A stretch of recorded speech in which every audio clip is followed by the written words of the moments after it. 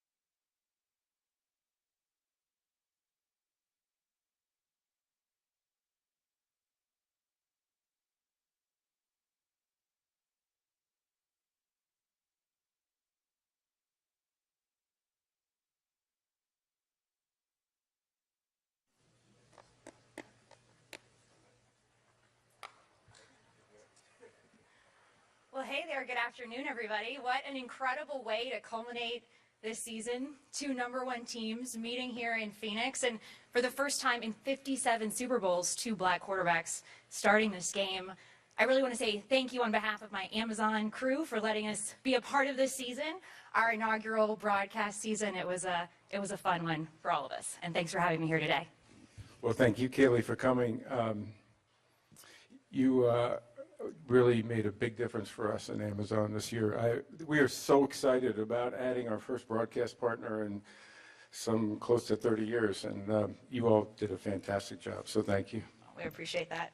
Just to set the table here, as you look at the 2022 season on the whole, what's been the league's most significant achievement? Wow, Kaylee, that's a big one. I would say we always start with the game. The game is really the most important thing for us.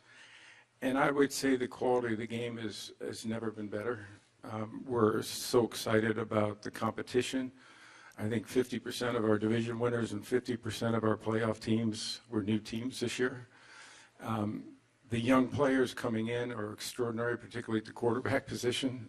I think that has an incredible strength to our future, ultimately. And we look at, when you look at the competition, it's really, you look at how our games this year, and you saw so many of them, teams came back from deficits they'd never come back before. So you can't ever turn a game off, which is fun for me and great for our fans. And so that's the biggest thing for us, is making sure that the game is great. And I have a bunch of other things I could add. Yeah, it was fun for me working that wild card playoff game, watching the Jaguars fight back on that one. And this season, we saw the league have in place the measures to save a young man's life. When you look back on the Damar Hamlin crisis, you know, so much has been said about the communication in that moment. And I know it was a horrifically unique moment. But looking back, is there anything you would change about the communication protocols that are in place in a moment like that? Well, we always look to see what we can learn from any experience. The thing that I'm most proud about in that case was all the work that went into it prior to that happening. We have 30 medical professionals on the sidelines. We practice and rehearse the actual drills for that exact type of circumstance. We have the best of the best on the field, including expertise that were critical in that moment. And so, you know, I told the owners later that week that the work that they have invested in by bringing in these great professionals, by bringing in the best of the best, did contribute to saving a young man's life. And I'm incredibly proud of that. But I also believe, in more general, our medical professionals do an extraordinary job, and our players are getting the best care anywhere. And again, looking at the 2022 season in total, where do you see the biggest need for improvement in the league? Well, we always look, you're talking the game specifically, you know, we have some techniques that we've seen sort of develop through the season that we want to look at. There's a couple of that we think have led to injuries that we want to be cautious of and try to see if there's a way to remove those from the game. We still see elevated injuries, particularly concussions on special teams. We want to make sure that we're doing everything possible there. Rich, as chairman of the competition committee, we're the one league that goes back every year and reevaluates everything we do, whether it's a safety rule or whether it's a competitive rule, whether it's taking out techniques to make our game safer for our players. That's something we do every year. I think those will probably head the list this year. I'm sure there'll be some suggestions and proposals from some of our clubs, and we'll evaluate those through the competition committee, and we'll vote on anything in March. I'm sure there will be follow-ups on some of those topics from people in this room. And before we open it up to the room, just one more question from me.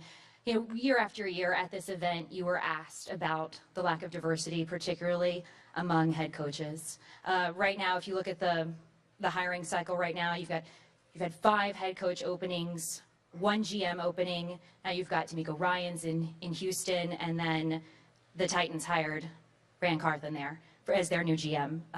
Two of those head coaching jobs have gone to white men, and now you've got two more vacancies. I know that tremendous progress has been made in so many areas of the league for diversity and equity and inclusion, but I mean, last year you said at this same event that the league has fallen short by a long shot when it comes particularly to head coaching. You asked for the league to step back and look for solutions. So, I ask, have you seen any meaningful progress in this past year? I do, but I still feel like there's better work and more work ahead of us. So I think that there's, progress, and we're, pleased to see progress, but it's never enough. We always look to sort of say, how can we do better? A number of the things we implemented last year have proven to be a direct beneficiary of some of the changes that occurred, including Rand Carthon and as the GM in Tennessee. He actually was introduced to the Titans at our Accelerator program. And the Accelerator program really helped, I think, our clubs as well as candidates get to know each other and to understand the incredible talent that's out there. So that's a program that we introduced last year. We're going to continue that. Our commitment's strong to that. But that's just one.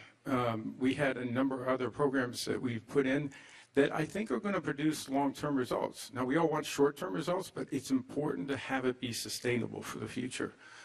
And we believe diversity makes us stronger. It's about attracting the best talent, giving them the opportunity to be successful. And to me, that's at the core of what we do.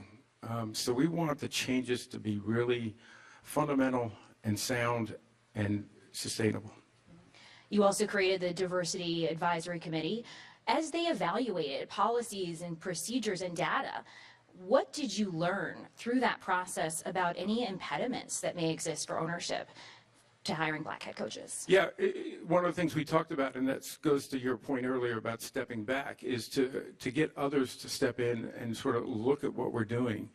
And the Diversity Advisory Committee has been extraordinary. They've met with our owners directly. They've met with coaches. They have been working with everybody to try to understand what are we doing well, what are we not doing so well.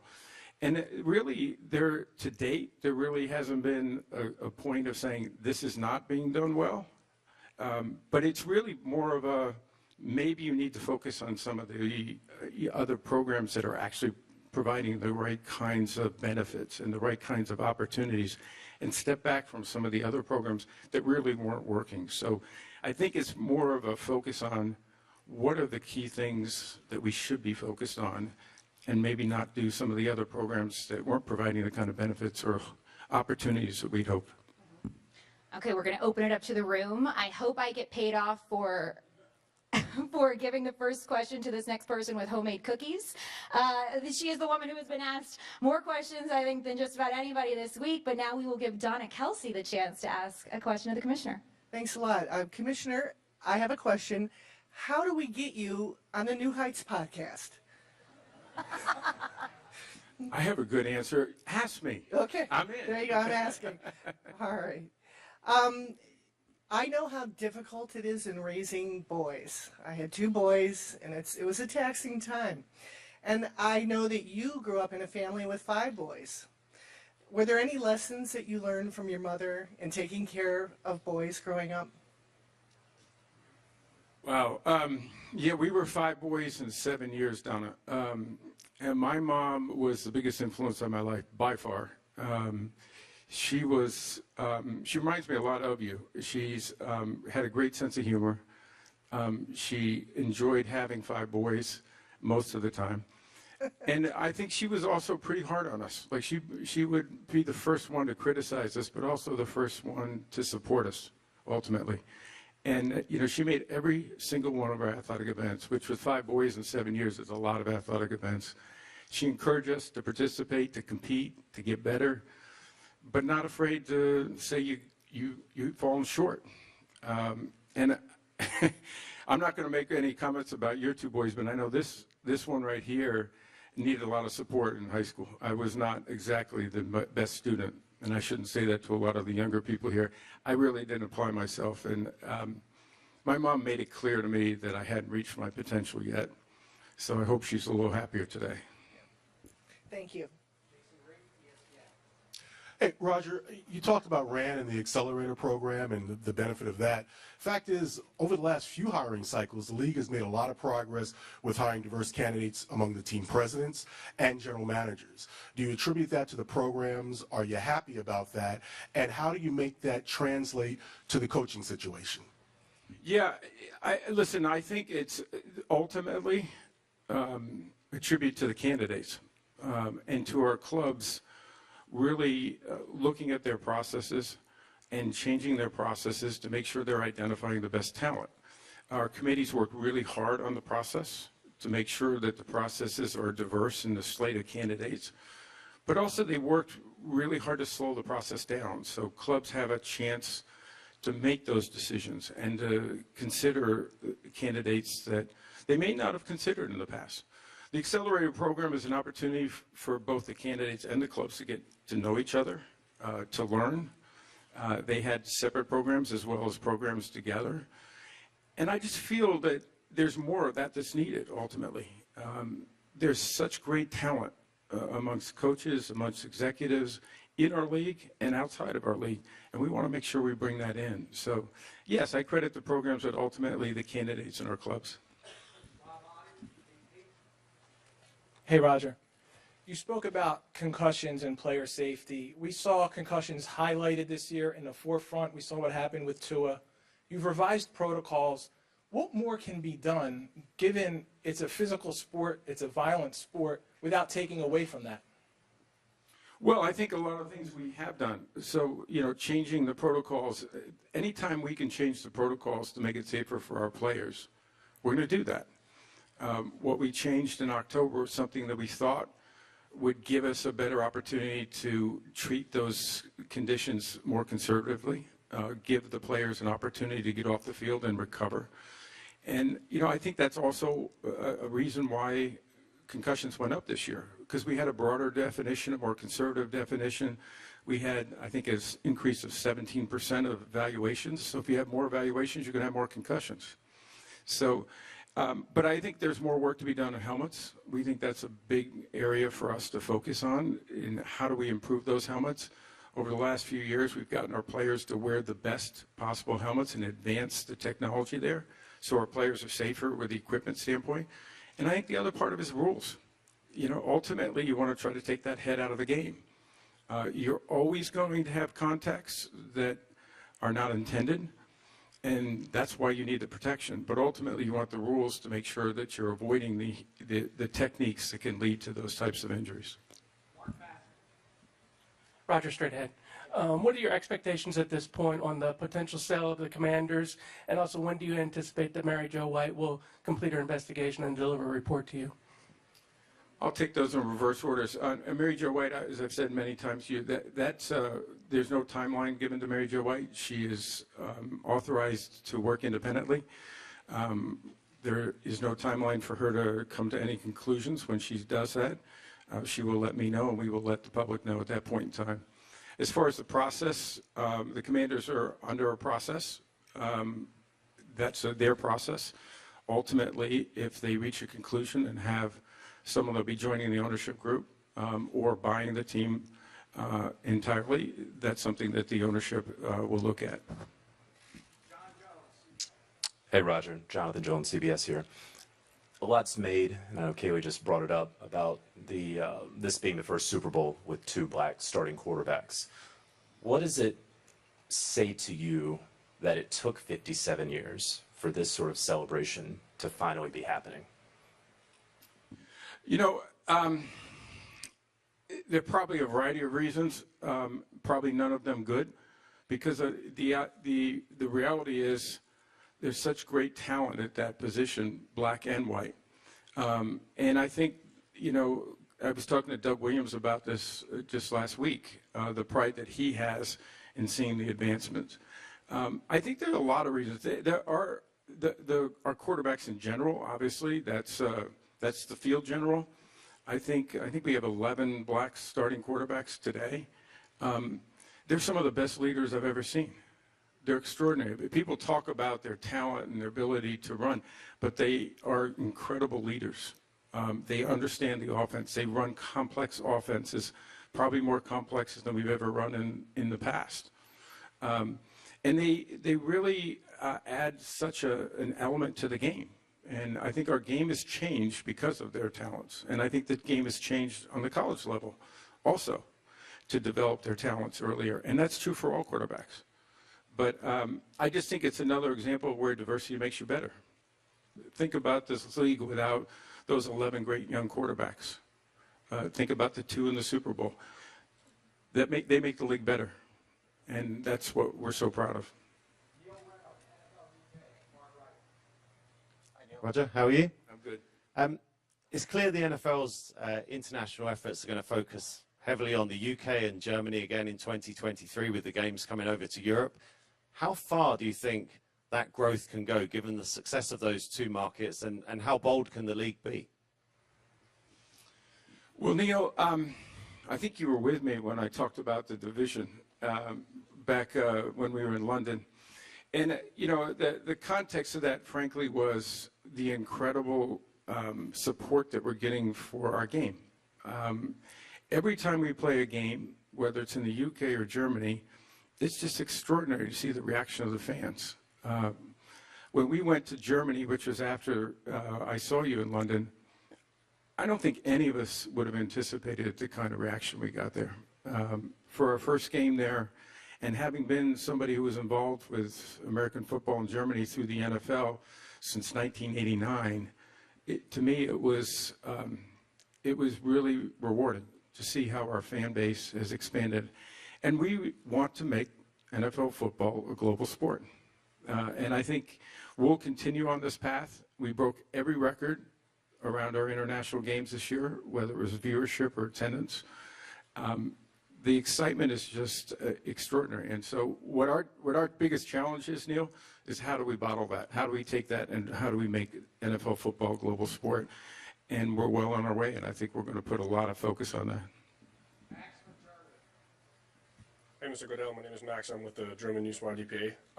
Staying on that topic, the Munich game was a huge success, and now there's 2 games in Germany this upcoming season. Is that in addition to the 4 that were agreed on last year already?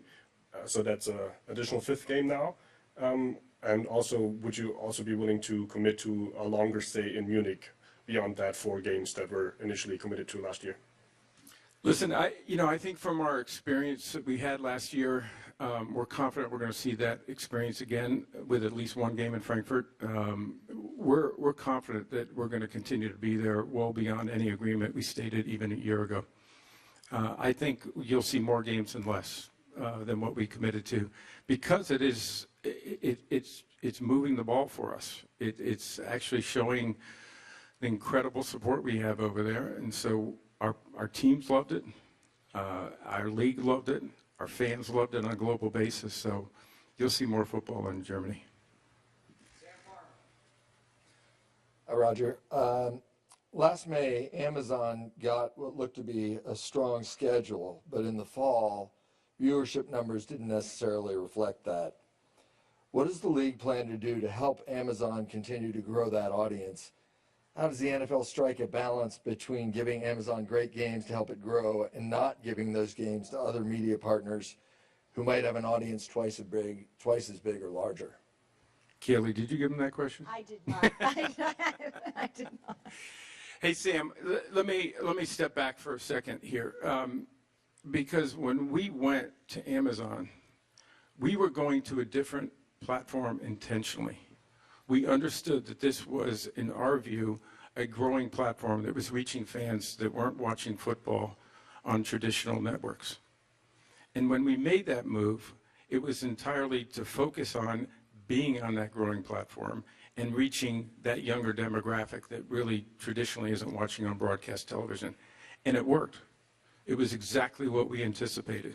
There is absolutely zero reluctance or any negativity. We are overwhelmed, and Amazon is also, with the results of it. I think we reduced our average age of our audience almost 10 years. And that's exactly what we are looking for.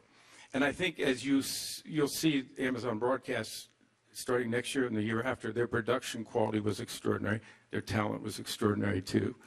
But in addition to that, I think you're going to see people be able to interact with the game differently than you can on broadcast television. More two-way, more technology that's going to give you a different experience, and you'll watch football differently than you will in the past.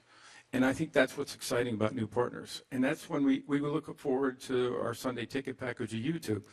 They will change the experience for people who have the Sunday ticket package. They will innovate. They'll create new ways to engage with their fans. They'll be younger. It'll be more accessible for our fans on a global basis. That's what we're trying to accomplish. And I think both of those partnerships are the future for us. But we also believe very much in our business partners and our network models today. They are the biggest platforms still. The most people watch them on our platforms. And we ended up being 47 of the top 50 shows. I think the other two were both football events. And then the third one was still the Macy Day Thanksgiving. So I think what our job is to make sure we make football as available as possible on the widest platforms and the best possible platforms where everyone can reach our fans. And that's, Amazon's a great example of that, and YouTube coming along. Well, and you're now entering into this 10-year broadcast rights deal, right, with your partners coming up starting in 2023. So how else can you continue to grow that presence on streaming? I know there was just the DAZN deal for international rights. You mentioned Google YouTube. What other opportunities can you, within the confines that you're set in now? Well, in some cases, it's with our broadcast partners. So Peacock is a big initiative. So we look at the digital platforms that our partners currently have and how can we continue to help build that. ESPN Plus, I believe, in the first year here will have an exclusive game this year. That will be an extraordinary opportunity to grow that platform and to grow subscribers so more fans can experience NFL football on ESPN Plus. But that's how we look to support the digital platforms as well as the traditional linear platforms, which have been great to us and will continue to be great to us. But for us to reach fans that aren't on those platforms, we need to go into these other territories. And, you know, Sam, you did also touch on scheduling, which I should. This is the first year of our new deals that we'll have flexible scheduling on Monday night. So we'll have flexible scheduling on Sundays and Mondays. It wouldn't at all surprise me at some point that we have it on Thursdays at some stage, but not today. But it will certainly be something that will be in our horizon. Roger, as you talked about the benefits that the Accelerator produced on the general manager front with Rand, why do you think it's so different when it comes to coordinators and head coaches, and what are some of the ideas that you all are working on to try to advance and improve there? Well, one is when we did this, it was in May, and we did the second Accelerator in December. Obviously, it was difficult to get our coaches to participate in December. We didn't even ask because we know that their focus is on the season. And that was actually the Accelerator where Rand met the Tennessee Titans, and they were focused on their changes. So that was a sense of timing. I think when we have this offseason, hopefully we can schedule better to make sure that the coaches have the opportunity to participate in that. I also think there was probably some reluctance that is this really going to be beneficial? I think now when coaches and others see that it has produced results already, I think they're going to be anxious to participate. And I think that'll be good for our clubs who love the experience. In implementing any program, you never know what the reaction is. I was overwhelmed with the reaction from our clubs. They embraced it. They thought it was terrific. The conversations were great. I participated in many of them. It's a program that has a great deal of potential, and I think it will only grow in its effect, and most importantly, its impact. Hey, Roger. Ben Boland from the Boston Globe. I'm tempted to ask you another Deflategate question since we're at the place where it all began 8 years ago. But on a more serious note, because concussions were up, I believe, 18% in the regular season this year, does the NFL need to reconsider whether a 17-game schedule is appropriate? And certainly, do you need to reconsider any thoughts of moving to 18 games in the future? Well, Ben, a couple of specific questions or points that I would make. First off, injuries were down 6% this year, total injuries. And we think that that is an incredible positive reinforcement of some of the changes we're making, both to the preseason, the off-season training, but most importantly, training camp period, where we're escalating the level of intensity over a number of weeks. But also the rules that we put in during the season. Also, I would say on week 18, the injury rate is absolutely no different than any other week. So I'm not sure I accept that your premise that we need to reevaluate that. We always look at the injury rates. As you know, you guys asked for many years questions about Thursday night football. That injury rate continues to be no different than a game on Sunday. So I think it's hard to draw conclusions from 1 year. As I mentioned to the question earlier, I think there's some specific reasons to why the concussion rate is up this year. Number one, the definition of concussions changed during the season. We had more evaluations. That's going to lead to more recorded concussions. And we don't want concussions to occur. We want to prevent them and we want to treat them, but we're not afraid of having them be diagnosed. That's something that's really important for us and why we encourage players and coaches and everyone else to come forward when they have symptoms so we can deal with those medically and make sure that they're handled professionally. Hey, Roger. Jim Trotter, NFL Media. You and other league officials have said that the league's commitment to diversity, equity, and inclusion extend beyond the sidelines and beyond the front offices and is applied to all aspects of the company. I've worked in NFL media for 5 years. During those 5 years, we have never had a black person in senior management in our newsroom. That's a problem because we cover a league who, according to league data, the player population is 60 to 70% black, which means that there is no one who looks like these players at the table when decisions are being made about how they are covered.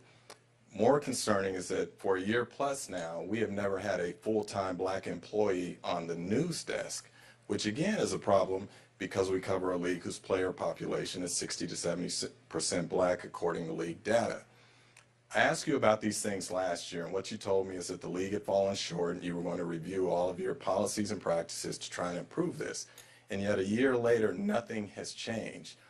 You know, James Baldwin once said that I can't believe what you say because I see what you do. And so I would ask you as an employee, when are we in the newsroom going to have a black person in senior management, and when will we have a full-time black employee on the news desk? Well, Jim, I am not in charge of the newsroom, so I think can I answer your question? As you point out, it's the same question you asked last year. And we did go back, and we have reviewed everything we've been doing across the league. And we are looking at everything from vendors that we're working with, to partners that we're working with, to ownership where we've seen significant changes in diversity just this year. And I'm not specific, do not know specifically about the media business. We'll check in again with our people, but I am comfortable that we made significant progress across the league. I can't answer the specific questions. Some of the data you may have raised there may be accurate, maybe not. Last year I was told some of it wasn't. We'll get to you on that. We want to make progress across the board, and that includes in the media room. And so those are things that we'll continue to look at and hopefully make real progress to. I can't answer because I do not know specifically what those numbers are today. Hey, Roger. We just had the Pro Bowl games in Las Vegas. Wanted to get your thoughts about how that transpired and if the future location has been picked for that. And then next year at this time we'll be in Las Vegas for the Super Bowl. Based off, you know, the Pro Bowl and the draft already held there, how big can the Las Vegas Super Bowl be? I guess on the last point, and I'll make sure I come back to the Pro Bowl, I think I'd be making a mistake underestimating anything that happens in Vegas and how big it can be. You know, the draft was extraordinary for us. The Pro Bowl last week was incredibly well done. We had 52,000 people there, paying customers that really enjoyed the experience. They wrapped their arms around this event. I think the players loved being there and their families. I think it was a great location for us. The Raiders facility was extraordinary. The stadium is always the best of the best. So to me, the Pro Bowl was a pivotal moment for us because we had to make a determination that the Pro Bowl in its current state last year was not something that represented the NFL well. And you know I've talked about that many times. We made the pivot to say we're not going to play this game in the same context. And in fact, I think it was Russell Wilson who called me the Tuesday after and said, let's play a flag game. And our team, and I give our team, Peter O'Reilly and so many others in our organization, incredible kudos for reevaluating everything we did there and coming up with a concept that our players loved, that they were part of making those changes. And when I was there on Thursday, the players were just, they were wonderful. They loved it. They were embracing it. They thought this was a great forum. I loved watching it because you got to see the players' personality. You got to see their faces. You got to see them compete. They love the flag game. So I think we have a lot to build on there. And I don't see us going back in any way. I think this is the future for us. Flag is such an important initiative for us with boys, girls, men, and women. There's just an opportunity here for us to grow our game globally with flag football. And so we've seen a lot of the people that have participated in that and how they're embracing that. And seeing NFL players do that, I think is just going to help launch us even faster. Hey, it's the Play 60 Super Kid. How does it feel being booed at the NFL draft? Well, Julia, thanks for your question. I actually love it personally because, you know, it's a way for fans to interact.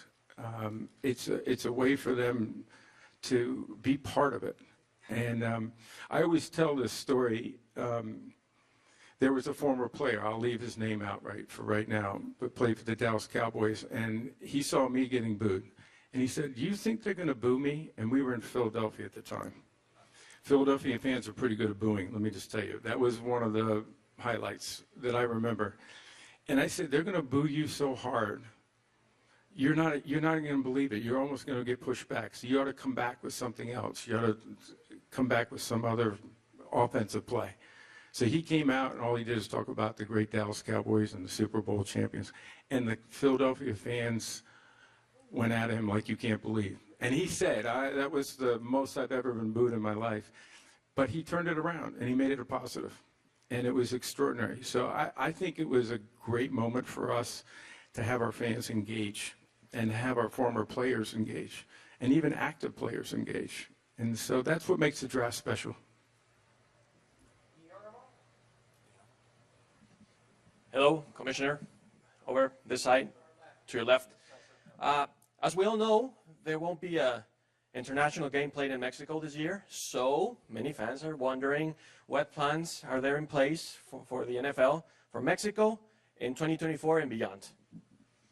Well, for those who may not know, the reason we're not going to be in Mexico is not because of the lack of support or our desire to be there. It's because the stadium is going to be renovated for the World Cup. So when that stadium is completed and we can come back, we're coming back. Mexico is one of the places we want to continue to play. The fans there are just amazing, and so we'll be back. We have Jose, Arizona Republic. Microphone. Oh, here. Hey, Commissioner. Thank you. Just a question about just players with big personalities and the league embracing that kind of thing. Guys like Travis Kelce and some of the other big personalities that are out there, and the importance of just having that and guys like that to having the freedom to express themselves. Well, I think it's great. Donna's responsible for that on 2 counts, and the personality of these guys and how they express it makes it special. I think it makes it's something for our fans to connect with. And it's another reason why I thought the Pro Bowl was a great opportunity so our fans could actually get to know the personalities of our individual players, who they are. And I've said this many times. As a group, our players are the most extraordinary young men I've ever met. Not just because of their talents on the field, but what they do in their communities. they're active. Their families are active. They're trying to make their communities better. They use their platforms for good. They use their platforms to bring people together. And to me, I'm incredibly proud of what they are. So the more people see who these men are, the better for us as the NFL, because I think they're why people root for the game, ultimately. And I think they make a huge difference. Roger over here, Ken Belson, New York Times. The day after Damar Hamlin was revived on the field, Troy Vincent was asked about benefits for retired players, and he said that Damar would be taken care of. But hundreds, if not thousands, of retired players are denied benefits under the collectively bargained plan. I just wonder how you justify that. Well, Ken, I first have to start back again. So our player compensation this year is $10 billion. That's in salary, bonuses, but also in benefits. I think $2.5 billion of that is in benefits. It's a program that we collectively bargained with our union. We have improved that in almost every CBA since, I think, the early 90s. I think the benefits are extraordinary for our players. But as you know, it's a defined benefit plan also. A defined benefit plan operates under governmental law. And we have to obviously have a system to be able to identify who qualifies for those benefits and who doesn't qualify for those benefits. And that's done with the union and management. And the facts are that's done independently with doctors who make a determination of whether the benefit and an individual qualifies under that program. So you don't want people to benefit from it that don't qualify for it, because it takes away from people who do qualify for it. So you're always going to have people who may think they qualify for it. Doctors disagree. The joint board disagrees. That's the way the system works. But I would tell you the benefits in the NFL are off the charts. Roger, Charles Robinson from Yahoo Sports. There was a consequential third down that was replayed in the AFC Championship game, and it's been reported that that was due to intervention from the league office. There have been various points during the course of the season where critical voices have raised issues with officiating. Mike Vrabel, during what was essentially a league-wide email in October, Tony Dungy, most recently Aaron Rodgers, has questioned a talent drain of officials heading to network TV. Are these voices resonating with you, and do you see this as something that needs to be addressed going into this offseason, how the league is handling the talent and process of officials? The talent, what do you mean? There have been multiple officials that have left the league to go to network television jobs. This was something that was most recently raised by Aaron Rodgers, individuals with experience. He has questioned, is the NFL paying officials enough to stay in the league? And also there have been questions raised about just the general training and overall level of officiating in the league. Well, I would disagree with several of the points you're making in there. So, yes, we listen to all the voices. Let's just start with that point. But we like to go to the facts, ultimately. So just to take your point, are we losing people from the field to the booth? There are some that never even officiated on the NFL field. And so we didn't lose anyone. May have lost them from our office, but we didn't lose them from officiating on the field. Others are taking on that responsibility at the end of their careers. So I do not think that's a factor at all, zero. I think for us, when you look at officiating, I don't think it's ever been better in the league. There are over 42,000 plays in a season. Multiple infractions could occur on any play. Take that out, extrapolate that. That's hundreds, if not millions, of potential fouls. And our officials do an extraordinary job of getting those. Are there mistakes in the context of that? Yes. They are not perfect, and officiating never will. But we've also had, obviously, replay and other aspects that help us address those issues to make sure they're not something that we can't correct on the field. Communications between our office, that is not the case. In the championship game, that was stopped appropriately because the clock was running by an official on the field. That happens frequently in our game. That's not an unusual thing. to have that happen. So again, we want to go back and look at the facts. We may not disagree, we may not agree with every TV announcer or every officiating expert, but we think our officials are doing a great job. But we're always going to look through our competition committee and everything else we have, how we improve our officiating. But it will never be perfect. In addition, I think we all have to realize through the quality of what we see on our broadcasts, you've never been able to see the kinds of things that you can see today. And you see it in super slow-mo. You see it where you can actually stop it. Sometimes that distorts a call potentially, but the reality is our officials are held to an incredibly high standard, and I think they meet it. Will we try to get better? You betcha.